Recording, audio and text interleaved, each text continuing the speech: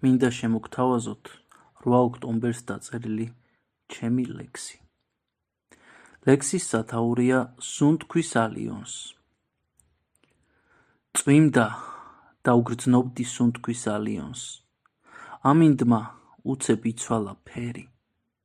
ეგებებოდა სხივთა მაყრიონს, ბალახზე მშვიდად შლილი ნამქერი. სახე ხატება მკრთალი და მკვეთრი, იადონების გალობა მესმა. ცა იყო თითქოს ძალიან თეთრი, ყეფა შეწყვიტა დღეს ენგურ ჰესმა. ელექტრონების მშვიდი სამყარო, შინაგან დუმილს უხმობს შორიდან. იქნებ ღმერთს სადმე გადაეყარო მაძიებელო ოღვთო ტომიდან. ფიქრით ნაწრთობი გონის ელვები და საზეიმო სიტყვების ქარი.